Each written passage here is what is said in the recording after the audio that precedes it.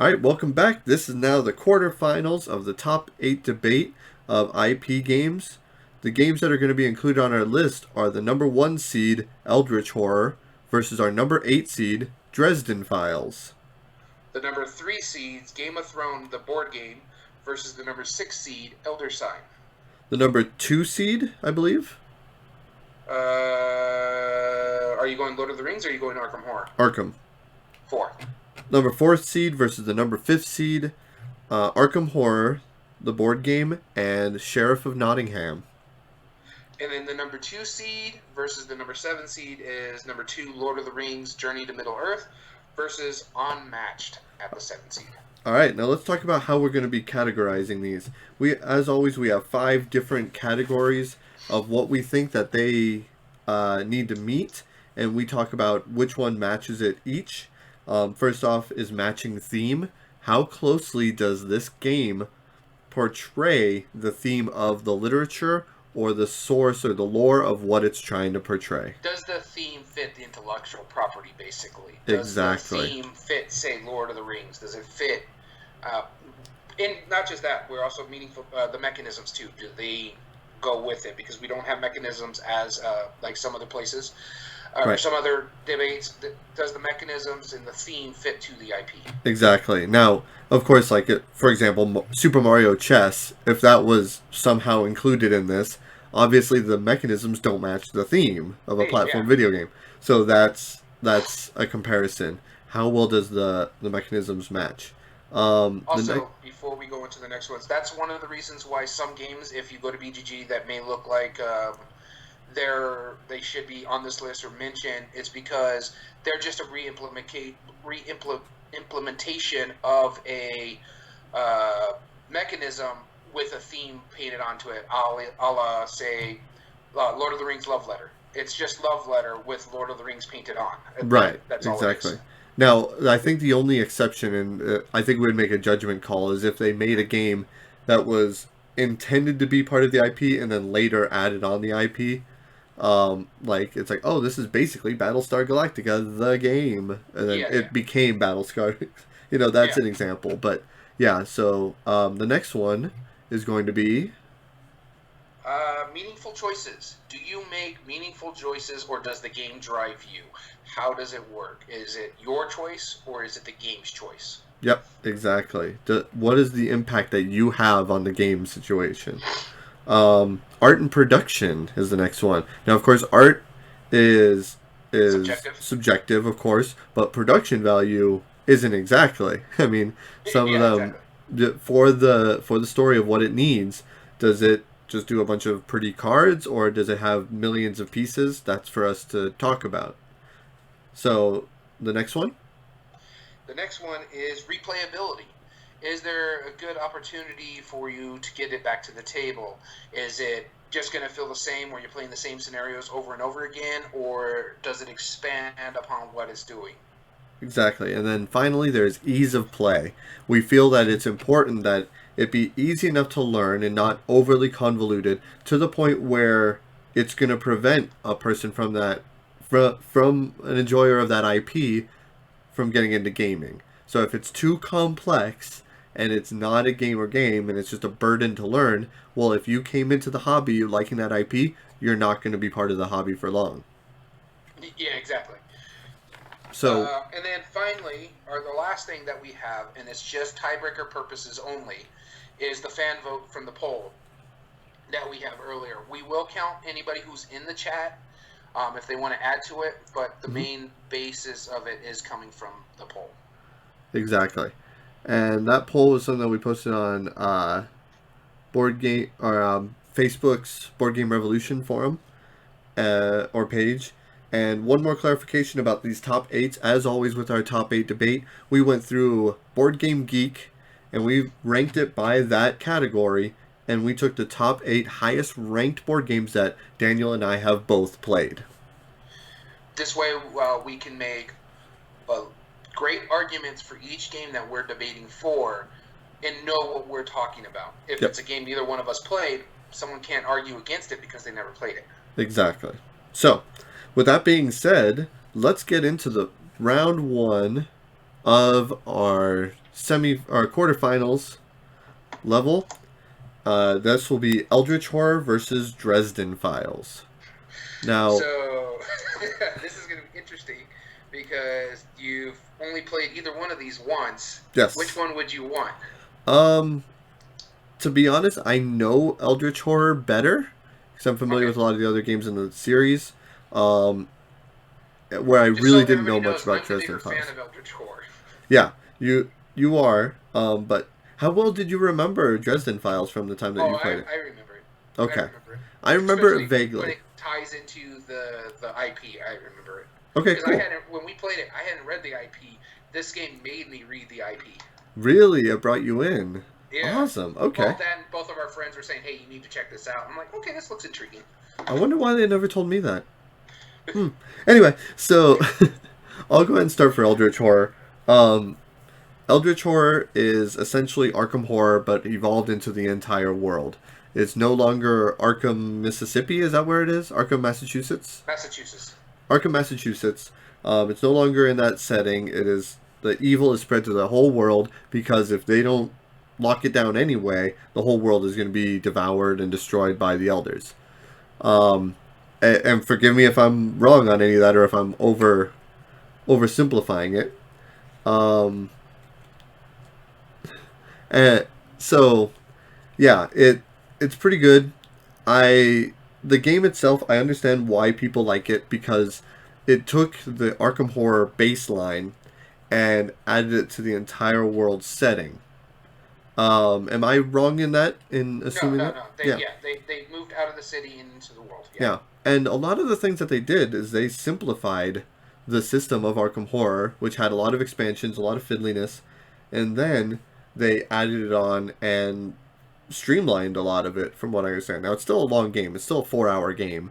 If you're learning how to play it, it could probably be as short as a couple hours. But I remember, It's one of the games that extends because of player count. So if right, you're playing a smaller player count, it's probably a like an lot hour faster. per player, give or Yeah. take. Yeah. Now, one thing I will say about it is that the mechanisms were easy to get into. It wasn't a difficult game to learn per se. I just didn't enjoy it that much myself.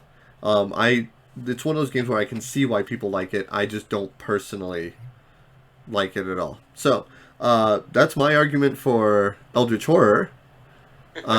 Let's go into a game I remember even less with Dresden Files. So the Dresden Files, it's a fairly, I wouldn't say simple card game, but it's a card game nonetheless. You're working as a group, playing characters that team up with Dresden in the books to defeat the big bad. If I remember correctly, it goes in a couple acts or something like that. But bad things are happening to us, or our decks are getting smaller, other stuff are happening, and the thing is, my big thing is I remember the game mechanics somewhat, and it's because it's been about a year and a half since we played it, and I really enjoyed it, but I remember how much the theme of Dresden Files comes out of the card game, to the point, as I was mentioning earlier, they were like, oh yeah, that this character, he comes in this book, and I'm like, okay, and so this character does this, and I'm like, oh wow, these powers are kind of cool. And the thing is, they're like, yeah, you'll like it. Just start reading the book. So I'm in book 3 right now, just finishing up book 3, and I'm like, oh my god, these are amazing. Like with the character I played in the game, I don't even haven't got to the book that it was in, but the books themselves by Jim Butcher. There is a reason why the game is so difficult, and that's because nothing comes easy for Dresden. So, for the Dresden Files, Harry Dresden is a private detective who also happens to be a wizard. And so it's blends sci-fi with detective stories, and it comes out really well in this game. And that's my big proponent for it, is that it makes the IP come out. It's basically, I want to say it's like a deck builder at best. You're playing some cards, doing some actions, beating some stuff, trying to get better stuff into your deck, while trying to defeat a certain amount of enemies before bad things start piling up and ending you, and it's difficult. We almost beat the game when we played it. I think it came down to the last 2 rounds, and we just couldn't do anything afterwards. So, yeah. Meaningful choices. You do have meaningful choices. Do I do this? Do I heal you? Do I do all that? The art and production, the artwork in the game is phenomenal. The card stock's a little flimsy, but the art in the game is phenomenal. Replayability, I think it's in chapters. You go through these bosses, and then these bosses, and then these bosses. In ease of play, this is where it loses me. It's not an easy game to pick up. It took us a couple of rounds just to figure out the game, whereas in Arkham Horror, it is a little difficult, but you can pick it up because you can do this action, you can do this action, you can do this action, you can prepare, you can do this. It's simple enough to know, and they give you a nice little handy cheat sheet. This way you know what you can do. I remember one of the big things I remember about it is that you had a hand of cards, and it's like, all right, well, you can use this card to attack this person at this distance, or you have to play the cards in a certain order to try and manipulate that fact. But I remember, if I'm not mistaken, you don't get to draw cards. What you get dealt is done. Like, that's it. Yeah. That's all you use, other than, like, there's a couple cards that will let you draw a card or two, but you don't refill your hand. You don't continue playing. And I thought that was really different. Still don't know if I liked it, but it was intriguing to say the least. So I don't know. Let's break this down real quick. Let's go over the list, and then I'm gonna effectively let you decide, because I disliked Eldritch Horror. I remember very little about Dresden Files, but I remembered enjoying it. So, matching theme. Which one matches the theme better? Oh, this is tough. Like I said, Dresden Files, the theme really, really comes out. But Eldritch Horror, I mean, your theme comes out. Yeah, the first H.P. Lovecraft books, they all just really stayed in the Arkham area. Mm-hmm. But as he got further along, it opened up to the world. So, and the big bads were really thematic. I'm going to have to give it to Dresden File, though, just because I feel like I'm part of the Dresden books while playing this game. Okay. Then meaningful choices. There's a lot of random in Eldritch. And there's a lot of random in Dresden File, just depending on what your hand pull is. So to me, this is more of a push than anything. Okay. Because, the random in Eldritch Horror is that you're pulling some monsters out of the bag, certain things are happening. But Dresden Files, you're stuck with what hand you drew out of your deck. Right. Yeah. Okay. So it's a push there. Art production. On the art-wise, I say Dresden Files. Okay. But Eldritch Horror is actually a very good, beautiful game. And the production in Eldritch Horror is really good, too. Yeah, the production is amazing in Eldritch Horror. I mean, the cardboard is really nice. The artwork is really nice. The boards are really nice if you have more than one. The cards are beautiful. Mm-hmm. I would say we should give this to Eldritch Horror. Yeah, I was going to say this one's going to Eldritch. Okay. Now, replayability, where are we judging this on replayability? Are we doing length of play? Is it more likely to hit the table? I think it's how likely you're willing to play it again after the first time. And that, unfortunately, would be Dresden Files for me, but I can understand either one. I think just because of the campaign nature of how it's based off of the books, and you're doing all those scenarios, I think that's why the only problem with that is part of like our other replayabilities we're going is expansions. Eldritch Horror has a ton of expansions, so it has a whole world of lore to go off of. Huh? It has a whole world of lore to build off of. So you have different monsters that you can fight against. You have new monsters that get added to the pool of monsters. There's only certain monsters that come out when certain bad guys come out. So it gives you replayability. You won't see the same game twice if you play in a different way. Right. Okay. So for me, that's more of a push when it comes to replayability. Yeah, okay. Dresden's going to be able to hit the table more, but you have more content to deal with in Arkham Horror. Okay. And then ease of play. You touched base on this a bit. Yeah, there was a learning curve to Dresden Files, even though it was such a simple, quote unquote, game. The fact of how much you had to learn in concept, I don't know. That was really difficult. I think. Eldritch Horror. Enough, I'm going to say Arkham Horror is the easier game to play because it's basically broke down. You set Eldritch Horror. Eldritch Horror, yeah. Eldritch Horror is much easier to play because you have that cheat sheet. It tells you these are the actions you can do. These are all you can do on your turn. And especially in the beginning of the game when there's not really any monsters out, it's much simpler. You take the fighting monsters out of the way. These are what you do. You flip these cards. You read what they say. So I think ease of play, learning is a lot easier in Eldritch Horror, even though it's a bit of a chore as well. So that means Eldritch Horror is going on then? Yep. As much as I want Dresden Files to go on, Eldritch Horror moves on. Yep, it earns it. All right. So that was round 1 of the quarterfinals. Let's jump straight on into this round 2, which is Game of Thrones, the board game, or Elder Sign. Now, I am familiar with both of these, so I will gladly let you decide.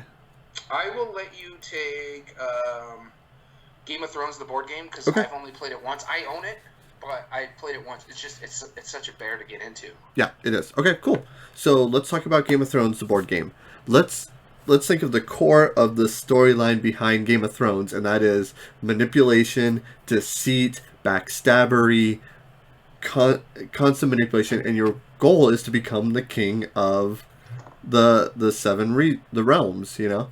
And so that's really what you want to be the king in King's Landing. You all right?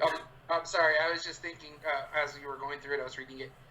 Fantasy Flight is the king of the IP novels. There are 5 games that are Fantasy Flight games on this bracket. Oh wow, no kidding. Yeah, Dresden Files, Sheriff Nottingham, and Unmatched. Those are the only 3 that aren't.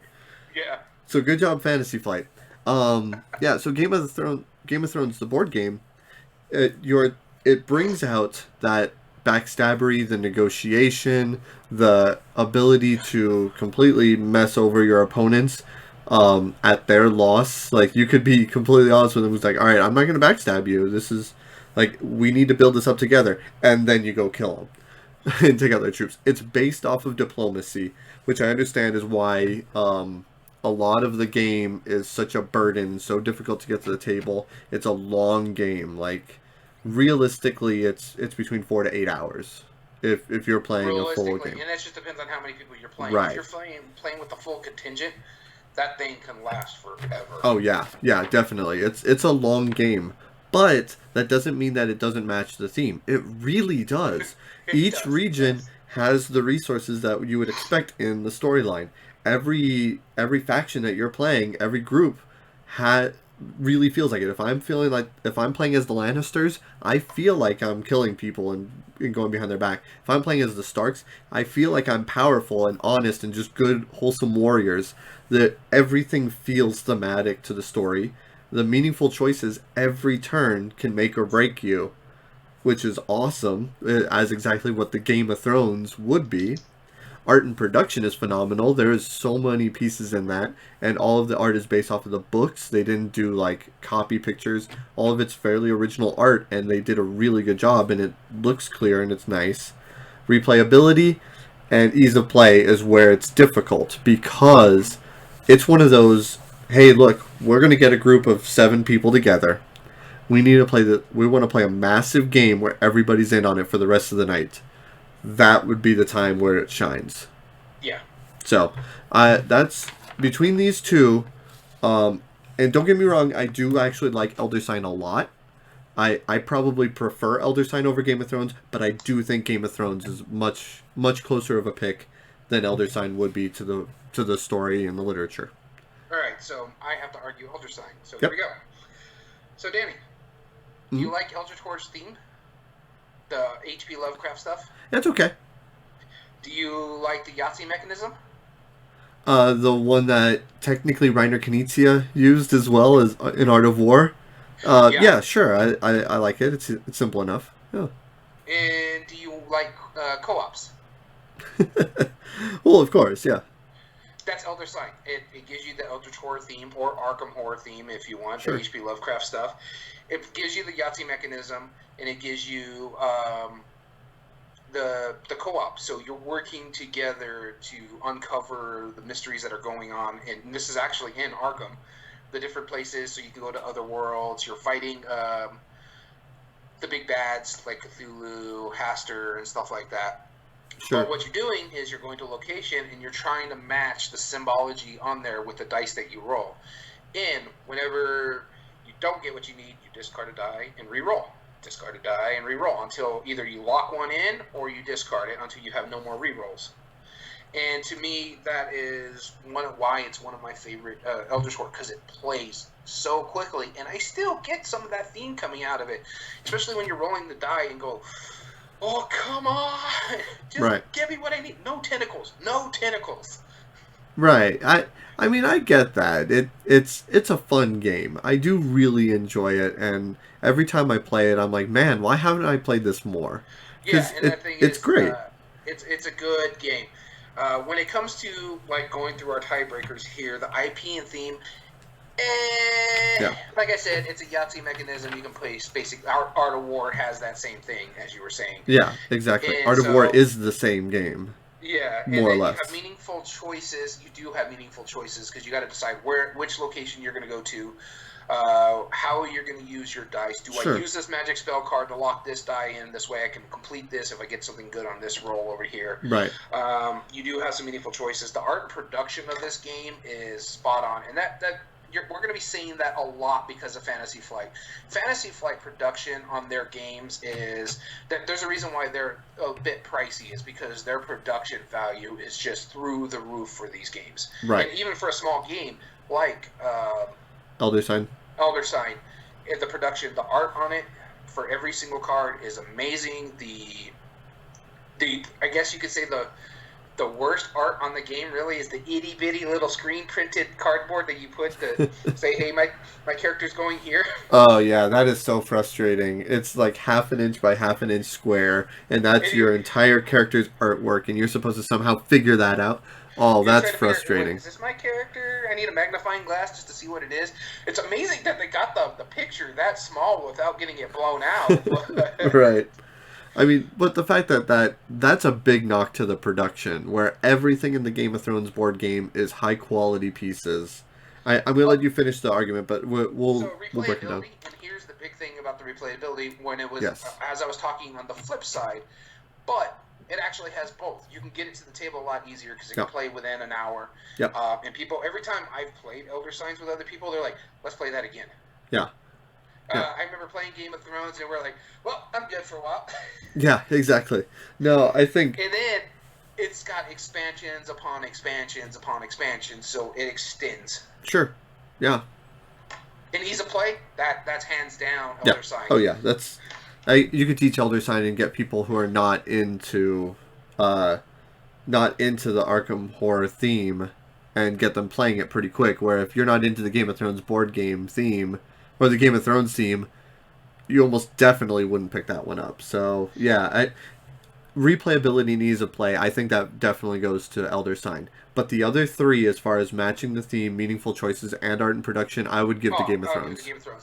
And just so people are wondering, the Game of Thrones board game itself, the board game is based off the novels of George R.R. Martin. Right, not the than show. The TV show. Because the first edition was before the show even began. Yeah. Yeah, it's definitely, which is why we didn't include it in the TV production one. Yeah. But yeah, okay, so then that sounds like we are sending on Game of Thrones. I agree. All right. Oh, it's another big one. Eldritch Horror versus Game of Thrones in the next round. Right. Yeah, that's going to be a big one. The battle of the big games from Fantasy Flight. So I already know which one you're going to pick on this next selection, so I'm just going to go ahead and let everybody know this next bracket is the 4 seed versus the 5 seed, Arkham Horror versus Sheriff of Nottingham. Danny's going to take Sheriff of Nottingham, so I Correct. guess I'll start arguing Arkham Horror. Go for it.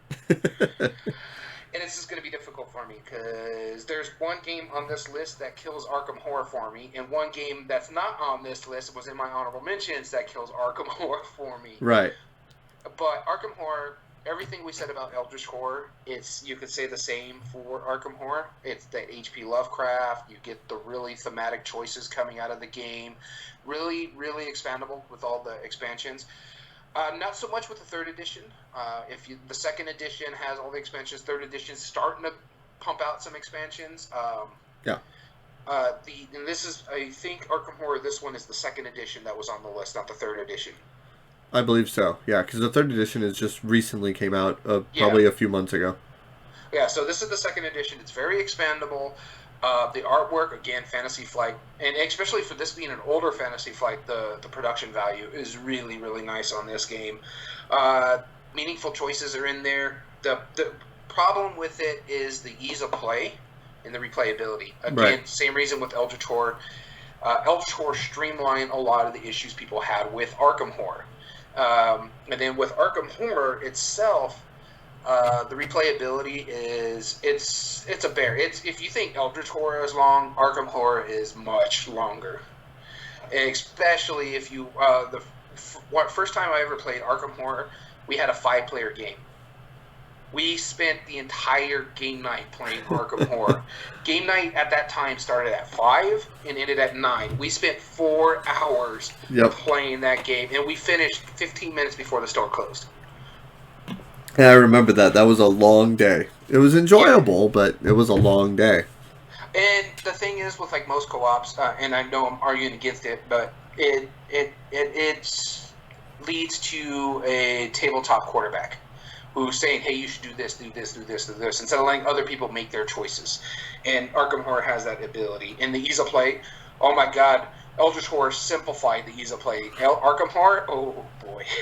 Oh boy, yeah. Well, I mean, the 3rd edition is a lot more streamlined, too. Yeah, the 3rd edition made it a lot better, honestly. Yeah, which I think is worthy of saying, because now I haven't played the 3rd edition, but I have read the rules and I've set it up and looked through it, and yeah, no, you can already tell that it's more streamlined than the previous. My only argument for the 2nd edition or the 3rd edition is it comes down to the meaningful choices. In the 2nd edition, you're making a lot of meaningful choices, whereas in the 3rd edition, you're doing this, this, this, and then the game runs itself. And then you do this, this, and this, and the game runs itself. Sure. Yeah, that makes sense. Well, it takes care of a lot of that upkeep, really, you know? Yeah. Yeah, that makes sense. All right, so then I'm going to argue for Sheriff of Nottingham. Probably the least thematic game on our list based off of the story and the literature. It's based off of Robin Hood, and of course the Sheriff of Nottingham, technically. So, which, by the way, before we get into this, the novel of Robin Hood, the actual Robin Hood and His Merry Men, oh, nothing like the Disney story that we're all familiar with. Oh no, yeah, which is the good thing. Yeah. Right? So, I mean, if we boil it down, Sheriff of Nottingham is essentially a set collection game. You are trying to bring in certain sets of foods, and maybe sometimes contraband into Nottingham, sneaking it past the sheriff. Now, I mean, if it's one of the best like bluffing games, because you don't have to bluff to win. You could go in there, play very legitimately, and still win the game, being a good, honest person. And be like, hey, just don't worry about it. Give him a coin. Don't look at this. Give him a coin. Forcing him to look at it. So you're still being honest. Yeah, you're still being honest. Don't worry about it. Yeah, exactly. No, it's one of my favorite games. It's one of the best ones. We've gotten amazing reactions out of it. Good production quality. A new printing is coming soon from, I think, Come On. Yeah, so I'm excited to see that. I might replace my old one. I doubt it, but we'll see, because I do already have everything for it. But let's bring it down to the bracket real quick and see which one would make sense. As far as matching theme, of course that's got to go to Arkham, because Sheriff doesn't match the theme in the slightest. Meaningful choices, well, I mean, there is meaningful choices in both. But strategic-wise, and what I feel is the most impactful choices, Arkham Horror, if you make a wrong move in there, that's gonna set a fairly low precedence for the rest of the game, which is what you want. You want to have that tension. Whereas Sheriff of Nottingham, oh well, I didn't bribe you enough to not look at my cards. Yeah. Well, oh well, oh darn. Choices in Arkham Horror just because what you do in the game drives the game, whereas this one is like, oh, I lost some stuff, I got to pay a penalty, whatever. Exactly. Now, just wait till I'm sheriff and you try to sneak stuff past me. Yeah, exactly. Yeah, like now you've painted the target. Then there's art and production, which is going to have to be a wash, I think, because the velvety bags in Sheriff of Nottingham, the art is pretty good. The production, I mean, they're both standees, like for the sheriff token. They all have cardboard punch out. Actually, there's no. standees for Arkham Horror as well. For Arkham Horror, it's got to go for Arkham Horror for art and production. Because they have agree, just because higher production. Fantasy Flight, their production values are just through the roof. Not to say Arcane Wonders didn't step it up. This was awesome. Yeah. Yeah.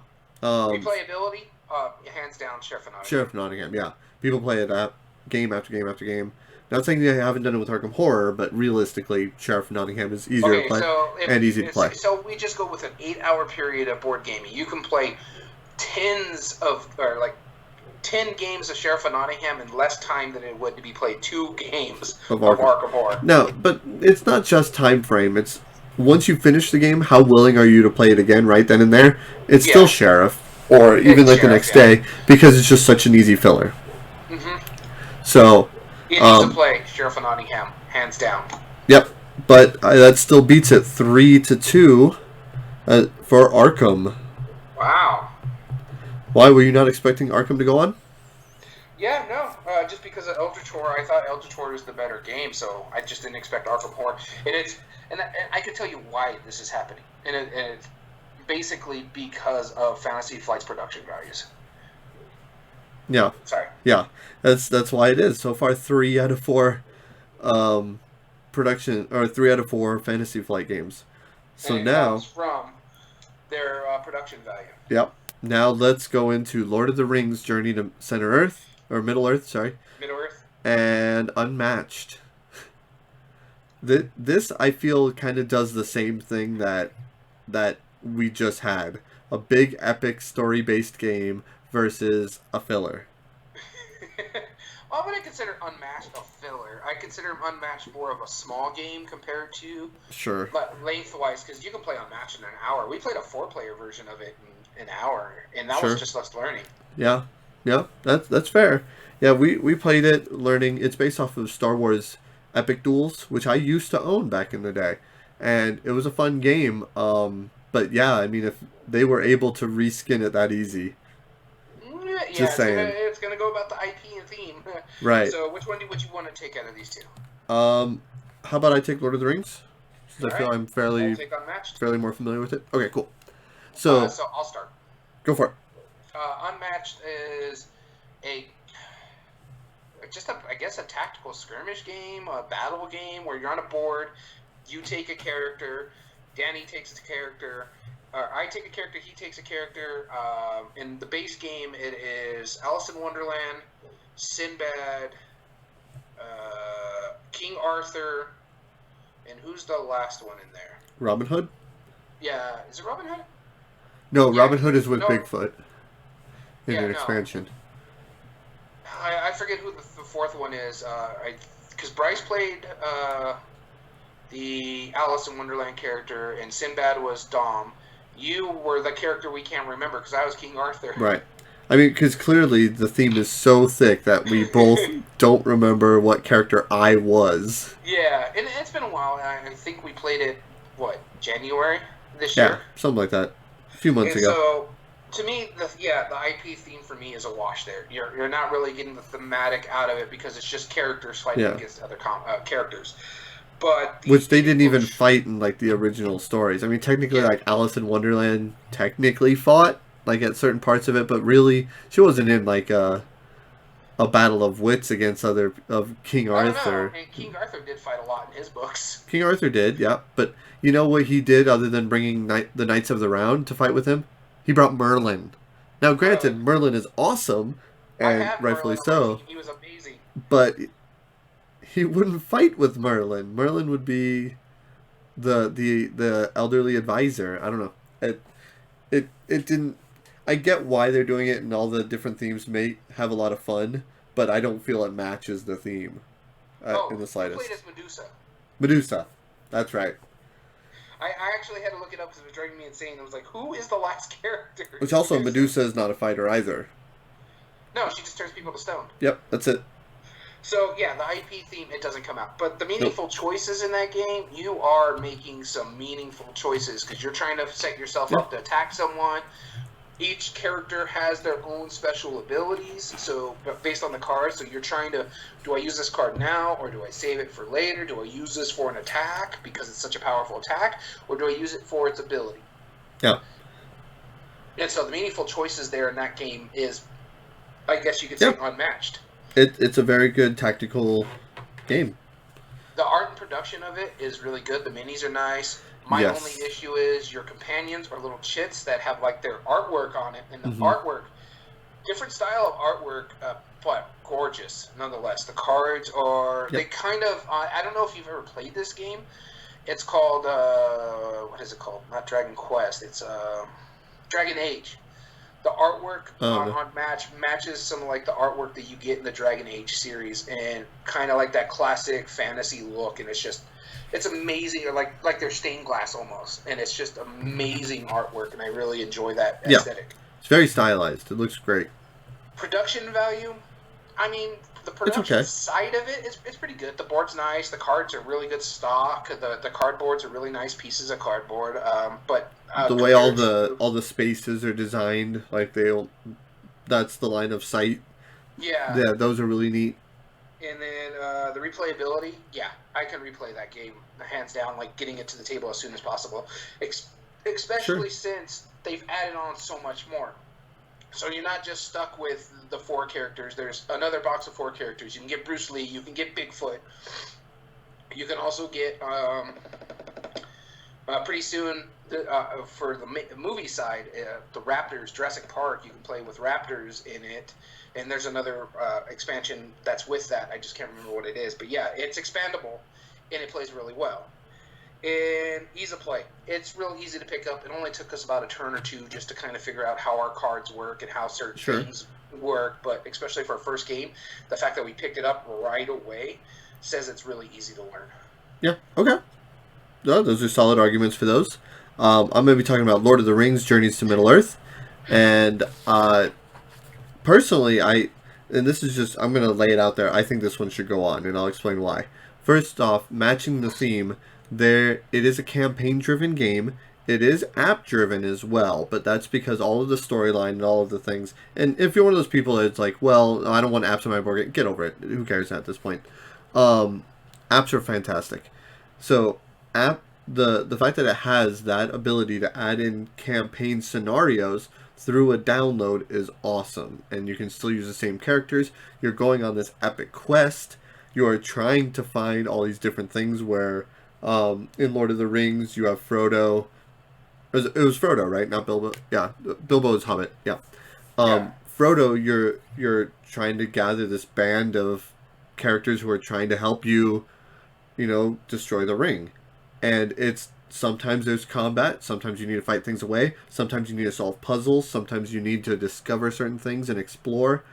It has all of it. Everything that the book has as far as different things you can do, it's in Journeys to Middle Earth. It's such a good representation of the theme. It matches it better than almost anything else. Meaningful choices, yes, there are more meaningful choices than you would think, because the fact is you're given an objective at the beginning of the game that, as the regular characters would have in the lore, they wouldn't have known how to complete that objective. They might say, find these thieves that are hiding in the woods somewhere. That's just a very general thing, and you have to go find them. Well, of course, it's not going to be like, all right, they're going to be 10 spaces away, and once you get there, you need to have X number of weapon ready to go. No, you have to go find them, and the board is going to be different every time you play it. It's gonna generate it in a different pattern, and different things will trigger it. And the biggest mechanism in that game is time. You don't have enough time to do everything, no matter how much you want to. It makes you limited, and I think that's very meaningful. Like, there's this guy. We need to remember. Let's think of our overall objective. Is looking in the muck of the swamp? Is it going to help us find these guys? Well, maybe it might give us a clue, but realistically, no. We need to Yeah. press on quicker. Art and production. The pieces in that are phenomenal. The It's Fantasy cards on the Flight. art. That's all we got to say. Yeah, it's Fantasy Flight. That's all we got to say. It's, oh my god, that box is so big and there's so many pieces in it. It's amazing. Replayability would go to that, I think, because it's the Yeah. whole. I don't even know how many chapters they have for it, and the ability to expand it without needing expansions. They just add some more campaigns into it. That's easy enough. And then ease of play. I don't think it's that much harder to learn than I'd anything say else. Unmatch is a lot easier to learn than it is this one, It's just because it took us a while to figure out how our characters played when we played it, sure, yeah. how the mechanics work in this game, how the app integrates into this game. And mind you, this is with us playing Mansions of Madness beforehand, so we know how the app integrates already. Right. But it still took us a little bit to figure out how everything works together. Yeah, like the skill check and how all of those things go. Yeah, I mean, but realistically, on your turn, all you do is either interact with a token, move, or kill things. Yeah, and that's it. That's my argument against meaningful choices going to Lord of the Rings. You're not really you do this, you do this, you do this, or you do this. That's it. Whereas on match, you're trying to think tactically and get into the mind of your opponent. Like, how are they going to move? Where are they going to set themselves up? What type of character are they using? Are they using a melee character where he has to get in close to me, or does he have to step back this way he can have line of sight on me? So there's more meaningful choices in that. But I agree with you. Lord of the Rings should move on. It hits all the right buttons. Yeah. For this. And the ones that... As much as I like Unmatched, and as much as I would like, not a Fantasy Flight game in the top 4, I think Lord of the Rings just gives you that that exploration that Lord of the Rings feel. Yeah. Like, hey, I'm this character, I should archer this guy over here because I'm like this. Yeah, it's definitely an adventure story. So, with that being said, we're going to push on Lord of the Rings. And, wow, 4 games in the semifinals, all Game of Thrones big box, or not Game of Thrones, all Fantasy Flight big box games. And here, you know what's funny about this? Now, remember how our big argument was art and production because it's a Fantasy Flight game? No Fantasy Flight going against each other, so art and production's pretty much a wash. It's a wash now. Yeah, it really is, because they all have good art, they all have good production. Wow, this is going to be intense. So, tune in for the next episode where we will be discussing the semifinals, and we'll be starting that soon.